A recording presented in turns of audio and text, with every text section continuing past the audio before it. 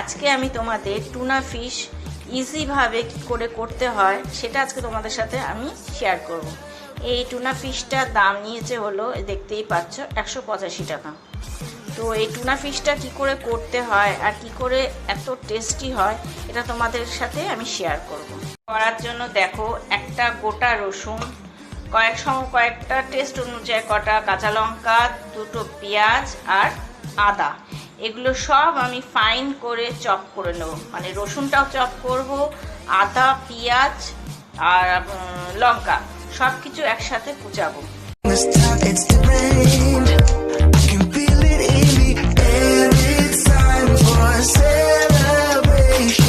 আমি লঙ্কা কেটে নিয়েছি, আদা কেটে নিয়েছি, রসুন কুচো করে নিয়েছি, পেঁয়াজও কেটে নিয়েছি। এটা হলো আমার মশলাকে আলু ভাজার মতো করে আমরা কেটে নেব। পুরো আলু ভাজার মতো করে কেটে নিয়েছি। ফিশটা খোলার পর, কৌটোটা খোলার পর একটি ভিনিগারের মধ্যে মাছটাকে পুরো ভেজানো থাকে। মাছটাকে দেখতে অনেকটা এরকম। এবার আমরা এই জলটা ফেলে শুধু মাছটা নেব। দেখুন, মাছটাকে ঠিক এভাবে নিয়ে নিচ্ছি।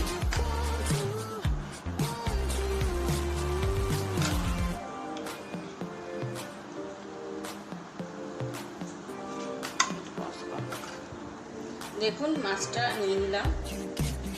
এবার আমি যে মশলাগুলো করে রেখেছিলাম সেগুলো এর মধ্যে দিয়ে দেব। রসুন কুচি, আদা কুচি, পেঁয়াজ কুচি আর লঙ্কা কুচি। এবার এর মধ্যে একে একে দিয়ে দেবো হলুদ গুঁড়ো পরিমাণ মতো, স্বাদ অনুযায়ী নুন,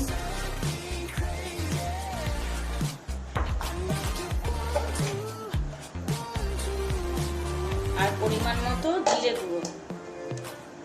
আমি এখানে 2 চামচ জিরে গুঁড়ো দিলাম। এবার দিয়ে দেবো লঙ্কার গুঁড়ো, স্বাদ অনুযায়ী সামান্য চিনি। এবার এটাকে ভালোভাবে আমাদেরকে মেখে নিতে হবে। আপনার যদি চামচে মাখতে প্রবলেম হয়, কারণ জিনিসটাকে ভালো করে আমার ম্যারিনেট করতে হবে, আপনি এটাকে হাত দিয়েই মাখুন।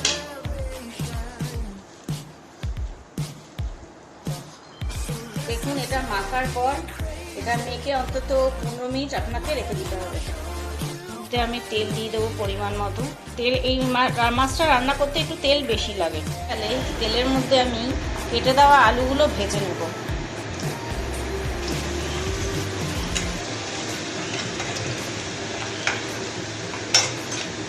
হয়ে গেলে আমি যে টুনা ফিশটা মেখে রেখেছিলাম এটা কড়াইয়ের মধ্যে দিয়ে দেবো।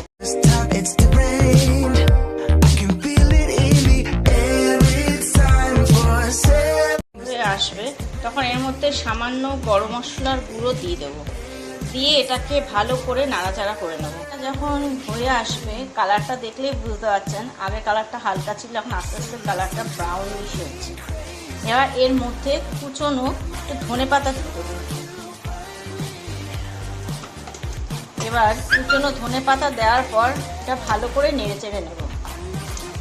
ভালো করে নেড়ে চেড়ে এটাকে কম ফ্লেমে কিছুক্ষণ ধরে টুনা ফিশটাকে হতে দেব। দেখবেন এটা যখন আরও হয়ে যাবে তখন এর কালারটা আরও পুরো রেডিশ একটা ভাব চলে আসবে। টুনা ফিশটার কালারটা কতটা চেঞ্জ হয়ে গেছে, পুরো একদম মাখো মাখো একটা ভাব এসে গেছে। তো আমার টুনা ফিশ অলমোস্ট ডান। এবার এটাকে নামিয়ে সুন্দর করে পরিবেশন করব। আমার টুনা ফিশ হয়ে গেছে পুরো রেডি, খাওয়ার জন্য পুরো রেডি। তা তোমরা একবার করে দেখতেই পারো কেমন লাগে, আর করলে যদি ভালো হয় তাহলে নিশ্চয়ই আমাকে জানাও। তাহলে আজকের মতো রাখি, গুড বাই।